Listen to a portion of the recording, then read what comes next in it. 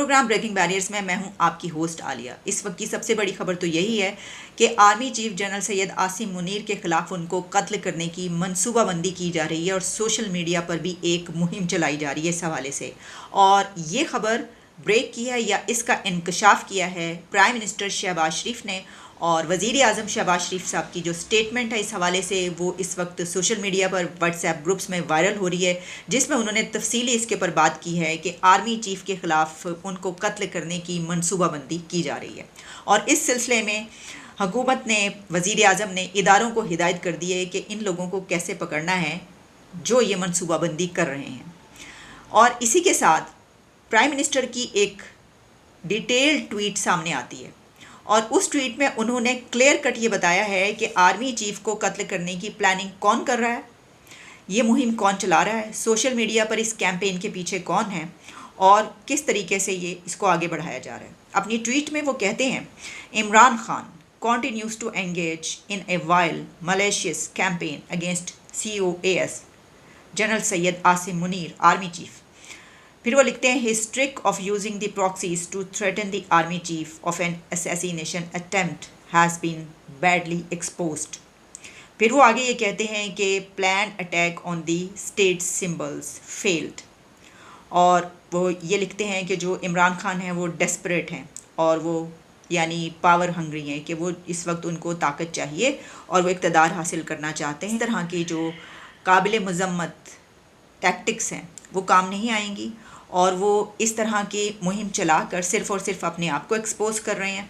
और साथ ही उन्होंने ये भी कहा, वही एक बात दोबारा दोहराई कि वो पावर ग्रैब करने की ये कोशिश कर रहे हैं और उस सिलसिले में ये बात कर रहे हैं। अच्छा, फिर वो लिखते हैं, the people of Pakistan and the political parties stand behind there army cheap and the armed forces like a rock.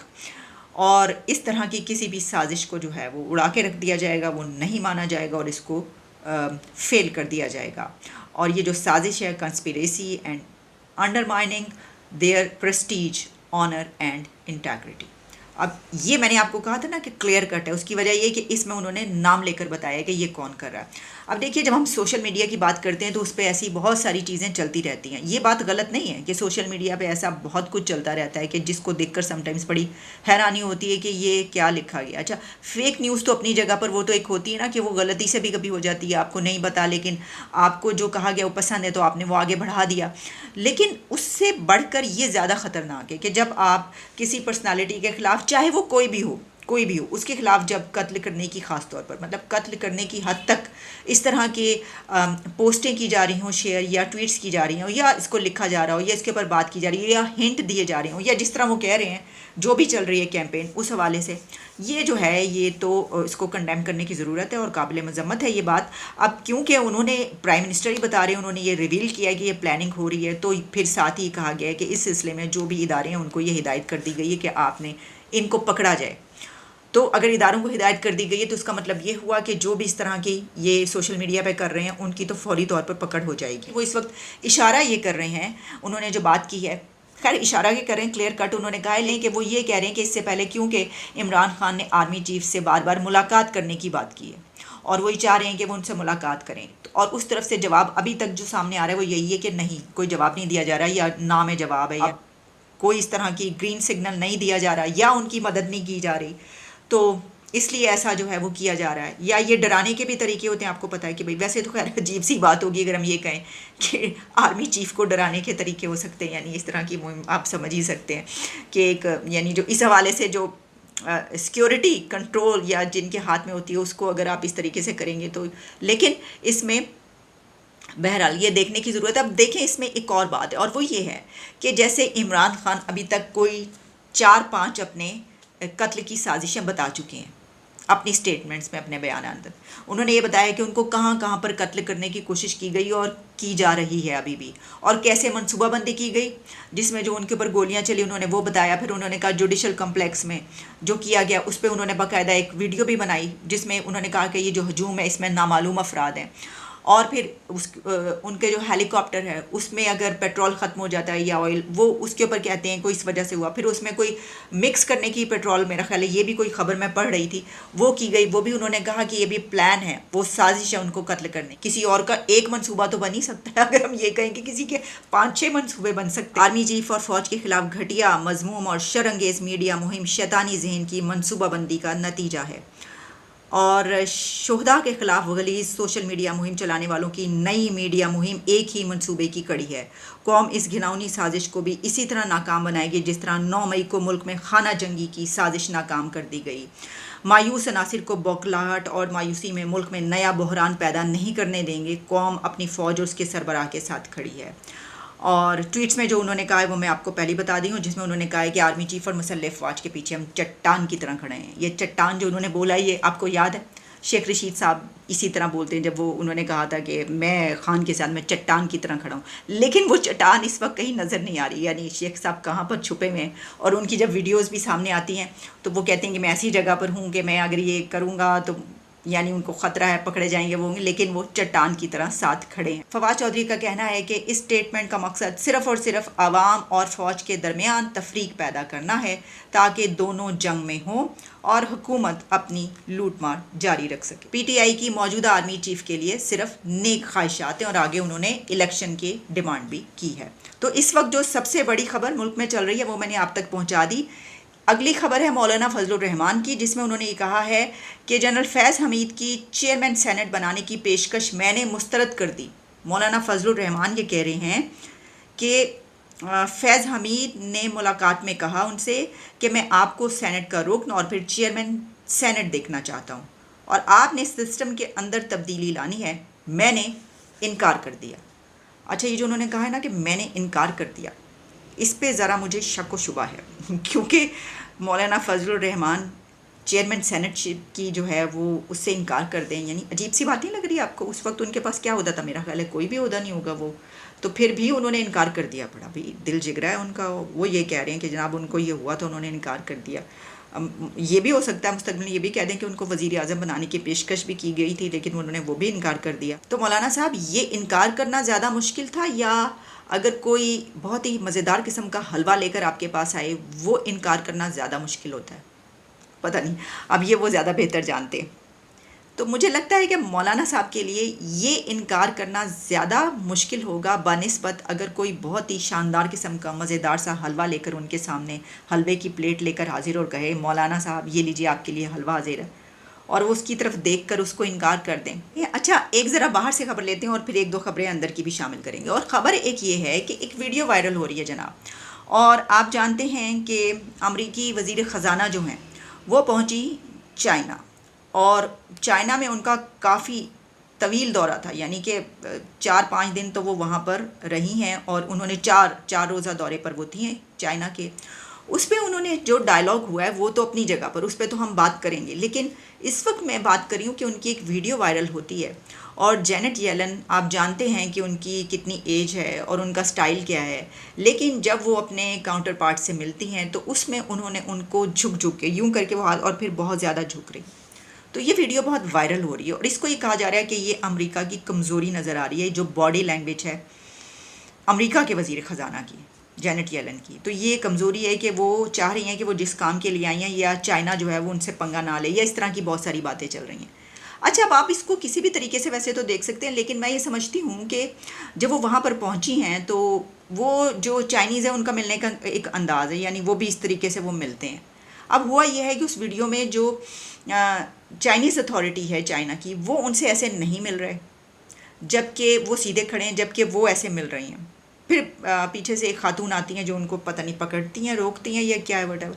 तो अगर आप देखें ना तो ये कहा जाता है जैसे कि प्रेसिडेंट जो बाइडन भी, वो आजकल उनकी भी ऐसी वीडियोस वायरल हो रही हैं, वो जा कहीं रहे होते हैं और निकल कहीं पड़ते हैं, वो कहीं का कहीं निकल पड़ते हैं, पता ही नहीं चलता। वो ऐसी तो बहुत सारी वीडियोस ऐसी हैं, बल्कि वो अनफॉर्चुनेटली गिरे भी हैं 2-3 बार, वो भी वीडियोस वायरल होती रही हैं। तो इस तरह की अथॉरिटीज़ जो कि इस एज में हों और उसके बाद ऐसा कुछ हो जाए तो वीडियोस बहुत वायरल होती हैं, लेकिन इसको तो हम एनालाइज कर सकते हैं कि क्या ये कमज़ोरी है या उन्होंने वैसे ही एक उनका इजहार था, एक जेस्चर था उनको ग्रीट करने का। अच्छा जी, अगली खबर बहुत ही अच्छी मज़ेदार ख़बर है, मुझे तो बड़ी खुशी हुई ये देखकर। हुआ ये है कि जो हमारी इन्फो मिनिस्टर हैं मरियम औरंगज़ेब साहिबा, उन्होंने रेडियो पाकिस्तान पीटीवी में पहले सिनेमा हाउस की बुनियाद रख दी है। यानी कि सिनेमा हाउस बन गया है रेडियो पाकिस्तान और पीटीवी में, ये पहला सिनेमा हाउस होगा। बड़ी अच्छी बात है, वहाँ के पे जो लोग आते हैं, अच्छा ऐसा होता है क्योंकि देखिए पीटीवी और रेडियो, वहाँ पर जो भी लोग जाते हैं रिकॉर्डिंग्स के लिए, लाइव के लिए, होता क्या है कि उस दौरान काफ़ी ऐसे कई कई घंटे आपको वैसे ही बैठना पड़ता है, या रिकॉर्डिंग लेट हो गई या अभी टाइम है, घंटों घंटों भी ऐसा हो जाता है। तो उसके लिए ये तो इसकी ज़रूरत हो थी कि वहाँ पे एक सिनेमा हाउस आप बना दें, और बल्कि अपनी जो वहाँ की फैमिलीज़ हैं वो भी बाहर ले जाने के बजाय वहाँ पर ला सकें। तो इसमें जनाब ये कहा है उन्होंने, इन्फो मिनिस्टर ने कहा है कि ये पाकिस्तान मुस्लिम लीग नून के दौर में पाकिस्तान की फिल्म इंडस्ट्री दुनिया में पहले नंबर पर थी। अच्छा, ये कब हुआ था? फिल्म इंडस्ट्री हमारी पहले नंबर पर थी, तो ये तो मेरा ख्याल है 70s में थी। 70s में तो पीएमएलएन की हुकूमत नहीं थी, उसके बाद तो फिल्म इंडस्ट्री दुनिया में पहले नंबर पर कब थी हमारी? अच्छा ठीक है, 2013 से 2018 तक जब नवाज शरीफ ने दहशतगर्दी के खिलाफ जंग लड़ी तो उन्हीं अदवार में कल्चर पॉलिसी और फिल्म पॉलिसी आई, क्योंकि हम जानते थे कि फिल्म इंडस्ट्री के ज़रिए पाकिस्तान के इमेज को दुनिया में बेहतर अंदाज में उजागर किया जा सकता है। उनका गुज़िश्ता 30 साल से पाकिस्तान में सिनेमा घर मुख्तलिफ वजूहत की बिना से पेट्रोल स्टेशन बन गए या CNG स्टेशन बन गए। हमारे तो सिनेमा हाउस ज़रूरत ही नहीं, हमें क्या ज़रूरत है फिल्में देखने की? पागल कुत्ते ने काटा हम फिल्म देखेंगे, हम देखिए तकरीरें देखें, खान साहब की तकरीर देखेंगे। बाकी जो यानी कि ये जो पॉलिटिकल लीडर्स जैसे मौलाना फजलुर रहमान साहब की खबर मैंने आपको बताई, हम ये देखेंगे, हम सियासत करेंगे, सियासत में पढ़ेंगे। हमें सिनेमास की ज़रूरत क्या? अब उन लोगों को समझ आ रही होगी जिन्होंने सिनेमा हाउसेज और फिल्मों पे पाबंदियां लगाई हैं ना, सर ये अगर फिल्में चलती रहे ना, कल्चरल वेन्यूज़ अगर खुले रहें, ओपन रहें, तो ये जो हो रहा है ना, आप नौजवान किसी और तरफ लगे हुए हों। आपने क्या किया कि इंडिया की फिल्म भी आनी बंद कर दी, इंडियन फिल्म आती थी सब उस तरफ चल पड़ते थे, चलो थोड़ा सियासत से ही हट जाते थे। लेकिन इसमें उन्होंने ये कहा है कि मेरा ख्याल है कि इसमें भी इंडियन फिल्म नहीं लगेगी लगेगी यहीं की। तो उसमें यह है कि या CNG स्टेशन बन गए थे क्योंकि फिल्में बनना बंद हो गई थी। इसकी वजह ये थी कि इंडस्ट्री के पास अच्छा इतना पैसा भी नहीं था और फिल्म बना सके। उनका कहना है कि अब शुक्र है कि इस ईद के मौके पर 5 से 6 फिल्में सिनेमा घरों की जीनत बनेंगी और हर फिल्म बेहतरीन रहेगी। रेडियो पाकिस्तान टेलीविज़न में पहले सिनेमा हाउस का संग बुनियाद जो है वो रख दिया गया है। तो ख़बर तो बहुत अच्छी है सर, लेकिन जैसा मैंने कहा कि अगर आप चाहते हैं कि अपने नौजवानों को उस तरफ लगाएं, वैसे तो मैं देख रही थी एक और बड़ी अच्छी बात थी कि लैपटॉप्स दिए जा रहे हैं दोबारा से यूथ को, बहुत अच्छी बात है। देखें जो इसकी मुखालफत करता है मैं उसको नहीं मानती। मसलन ये कि हमने देखा कि PTI की तरफ से कहा गया कि ये जो शहबाज शरीफ हैं ये जब भी आते हैं लैपटॉप दे देते हैं, तो लैपटॉप की वजह से ही इनको वोट मिले हैं कि उनके नौजवानों को लैपटॉप मिले। तो लैपटॉप किसी नौजवान के पास होना गलत बात नहीं है, वो होना चाहिए, ज़रूर होना चाहिए। और अगर इस वजह से उनको वोट मिले हैं तो ठीक है, वेल एंड गुड। अच्छा, जो तनकीद करते थे बाद में आके उन्होंने भी दिए हैं वे लैपटॉप, तो वो लैपटॉप देने का सिलसिला एक बार फिर स्टार्ट हुआ है। अब देखें ये इस पे ये हो सकता है कि जी ये ज़्यादा ज़रूरी चीज़ है, ये ज़्यादा ज़रूरी चीज़ है, लेकिन मैं ये समझती हूँ कि जिस नौजवान के पास लैपटॉप नहीं है या उसके पास इतने पैसे नहीं हैं और उसको ये फ्री में एक अपने मेरिट की बिना पर लैपटॉप मिल जाता है, तो ये तो बड़ी अच्छी बात है, मैं तो इसको इंडोर्स करूँगी। तो वो दोबारा से वो कैंपेन शुरू हुई है और आप जानते हैं इलेक्शन भी आ गए, तो फिर सत्य ही है ना, जो वोट हैं वो लैपटॉप वालों के वोट तो आए, लेकिन कोई बात नहीं, अगर कोई नौजवानों के लिए काम हो रहा है तो ठीक है। तो ये है जनाब, ये अब उन्होंने फ़िल्म के ऊपर और काफ़ी पॉलिसी, इसके ऊपर हम वैसे बड़ी डिटेल में इस खबर को हम अलग से बिल्कुल उसमें ले सकते थे और इसके ऊपर पूरा प्रोग्राम किया जा सकता है कि हमारा क्या इस वक्त कल्चरल सिचुएशन जो है वो क्या है, फ़िल्मों के क्या है और इन्होंने जो बातें की हैं वो किस हद तक जो है हम उसको आगे चल के इम्प्लीमेंट कर सकते हैं। हुआ एक और आखिरी खबर मैं आपको बता रही हूँ, ये है कि लंदन पाकिस्तानी हाई कमीशन को नुकसान पहुँचाने वाले PTI कारकुन का एतराफ़ जुर्म है। और ये हम न्यूज़ पे ये खबर है और भी जगहों पर है जिसमें बताया गया है कि लंदन हाई कमीशन को जो एक डैमेज किया गया था और उसको नुकसान पहुंचाया गया था। आपको पता है कि वहाँ पर भी UK में तो बहुत ही ज़्यादा ये कैंपेन चल रही है इमरान खान के सपोर्टर्स की तरफ से, तो उसमें कुछ ऐसा हुआ था जिसकी बिना पर उन पर अब फ़र्द जुर्म आयद कर दी गई है। और उन्होंने पहले इनकार किया, मुलजिम ने, इमरान खान का बहुत बड़ा सपोर्टर है वो, उसने कहा नहीं मैंने तो नहीं किया, लेकिन फिर जब उसको एविडेंस ही दिखाई गई, देख लो तुसी ताड़े सामने पे आ जाए सारा कुछ की किया तुसी हैं जी, वो बिल्कुल यानी कि ये यहाँ पर जो कुछ हुआ उसकी भी जो लोग आके नौजवान अब अपनी वीडियो पैगामात रिकॉर्ड करवा रहे हैं, वो जब देखते हैं उनको वीडियो दिखाई जाती है, देखो तुमने ये किया, तो फिर आके वो कहते हैं सॉरी हमसे ये हो गया। तो इसी तरीके से उन्होंने भी अपना जुर्म मांग लिया, लेकिन उनको सॉरी करके छोड़ा नहीं जा रहा, बल्कि वो ये कहा जा रहा है कि अब उनके खिलाफ जो है ये कार्रवाई होगी। ये थी आज के प्रोग्राम की आखिरी खबर। हमारे जो पॉलिटिक्स है उसके हवाले से जितनी भी खबरें थी वो मैंने आप तक पहुंचाई। इजाज़त दें, आपसे दोबारा मुलाकात होती है। Good night.